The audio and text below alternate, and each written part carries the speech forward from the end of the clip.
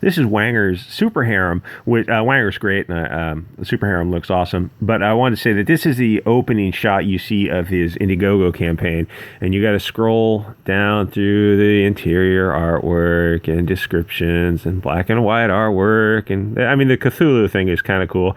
And then you get down to, I don't know how much of this I got in trouble when I showed this image last time with YouTube. You get this kind of girly image. Okay, I'll just show it. I hope YouTube doesn't punish me.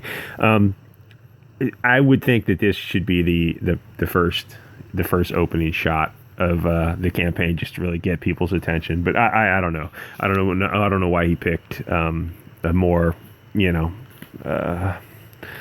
politically correct opening. I'm just saying I would have opened with the sex appeal just to get people's eyeballs, because I think the people you're selling to are probably men.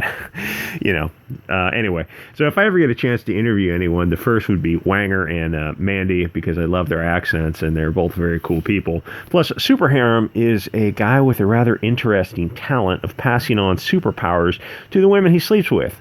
So it's fairly adult content, but Wanger says it's actually pretty wholesome. Right? He said, actually, it's pretty wholesome. Sorry. So I'm curious to see how an adult comic is actually pretty wholesome, but it looks fantastic. Then Mandy has a comic called Wart the Wizard, which is for kids. So the two comics are kind of on opposite ends of the spectrum, but they both look great, and it's awesome to see newcomers with great first-time campaigns. So I have got two topics here: Star Trek and Doctor Who. And please, by all means, keep preaching your far-left propaganda to us.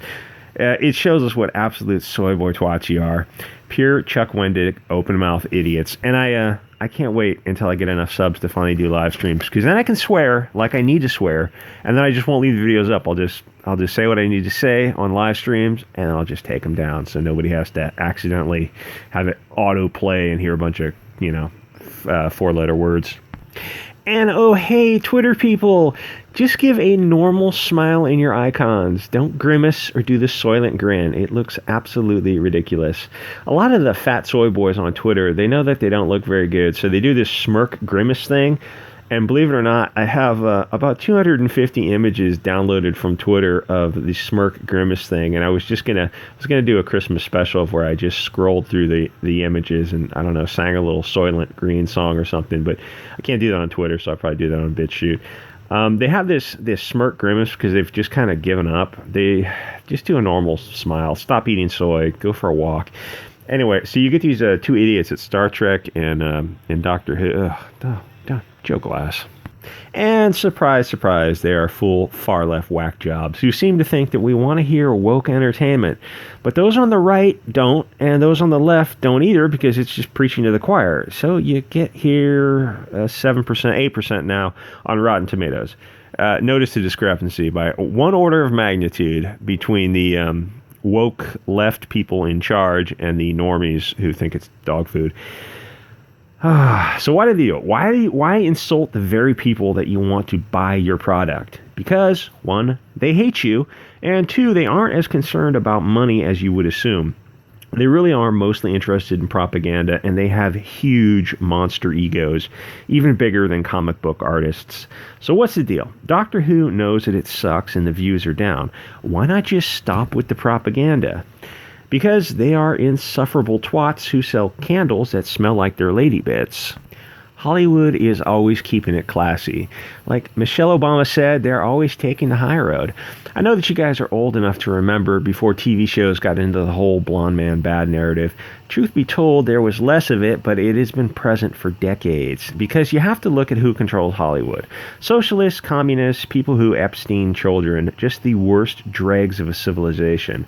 And Hollywood has hated America since the post-war years. They got infiltrated by the commies in the 50s, and the commies took over Hollywood. The McCarthy era wasn't some fever dream. Hollywood has a long history of commie propaganda, espionage, subterfuge, and spying. Commies are like rot. They get in Hollywood and academia, they corrupt the impressionable minds of children who grow up to hate the host country and spread the propaganda. She has a candle that she's advertising as smelling like her lady bits, in case you don't know the news of Gwyneth Paltrow.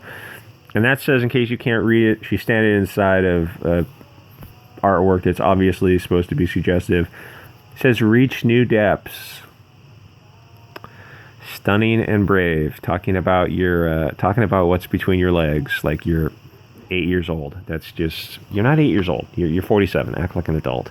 The only thing that slows the propagation of this death cult is that people have been fleeing socialist communist countries and spreading tales of horror, in Russia, China, Central America, Southeast Asia. It seems like wherever it's tried, it results in massive starvation, torture, and wholesale slaughter. Then in the late 80s, Russia went bankrupt, which you would think would be difficult for a controlled economy. Their infrastructure crumbled, and they had to stop subsidizing Cuba, North Korea, and their other satellites. Cuba had some resentments, but North Korea actually lost a few million to starvation when they didn't have Russian fuel to run their farms. We can only thank God that Clinton, Bush, and Obama helped the Kims build their atomic power plants, which they promptly used to build fission devices. Thanks, globalists. Love him or hate him, what Trump did by meeting with Kim III was historic. Like Nixon going to China. Obama went to China, but the Chinese didn't roll out the red carpet for him, which in China was a huge sign of disrespect, and that the media didn't cover. The Chinese thought Obama was a weak leader, probably because Obama was a weak leader, whose wife had I won't say it. I'll take the high road. Anyway, most people under 40 don't know the horrors of the communist atrocities. In fact, they don't know much about the practice of communism.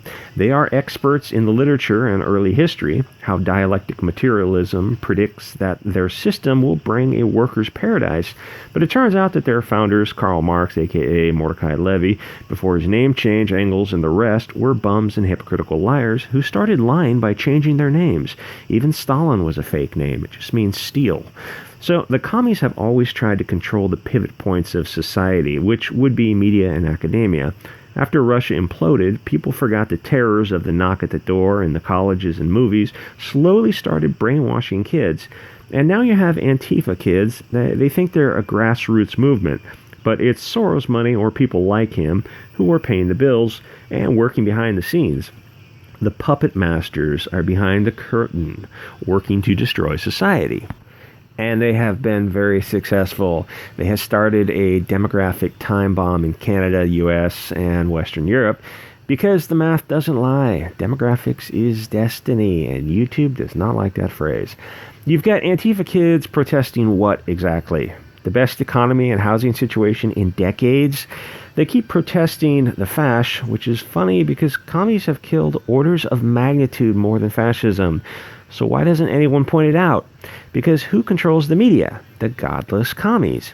YouTube doesn't like any of this kind of dangerous free expression because they're evil. Like, seriously, no joking around. They are evil in the biblical sense. Oh, what's this? Liberty devices for $11.99. How awesome is this? It's awesome. In case you didn't know, this is Liberty devices, available in any color you want. This guy drew this. This guy was hearing me say, I had to say Liberty devices on YouTube because YouTube just an insufferable bunch of whatevers. They make us substitute words and then substitute words for other words as the algorithm learns the words we had to substitute for in the first time. And Liberty devices is one of the substitutions. So he sent me this artwork. I just inverted it and put it on a t-shirt. I think it's fan-freaking-tastic. Even in pink for the 3 female listeners who listen and want a t-shirt that says Liberty devices. Hey, you could wear that in San Francisco and they wouldn't even know what you're talking about. They would think you're pro-LGBT. And it has a black stripe, which the rainbow doesn't have a black stripe, but whatever. We're being politically correct. Wait, that's not even a correct rainbow, is it? Brown and black. I guess he's being very, very woke. The rainbow is just Roy G. Biv. Red, orange, yellow, green, blue, indigo, violet. Oh, well, whatever. Anyway, this is the Teespring store. If you want to support the channel, you can. If you don't, no, not a big deal. I just think these t-shirts are kind of cool. Oh, you can like, comment, sub, click the links to send me art for the channel, comic books, or angry letters, or to support the channel, and by that I mean my whiskey habit. If you send me money, I promise I will spend it on high-quality booze. Send me your comics if you want me to review them, or just showcase your crowdfunding campaign if you want to be associated with the channel in any way, you know. I understand. And I'll probably use money to buy cute sweaters for my dog, because I am a total fruitcake like that. Oh, Stephen King, more on you later. Oh no, baby, what is you doing? Stephen King says, I would never consider diversity in matters of art, only quality. It seems to me that to do otherwise would be wrong. Fair enough statement. And Stephen is a far leftist, far leftist whack job. I don't know if I'll be able to do this politically correct enough to keep it on YouTube. I might have to do that one for BitChute. Because, yeah, anyway, like, comment, subscribe, guys, and I will see you all next episode.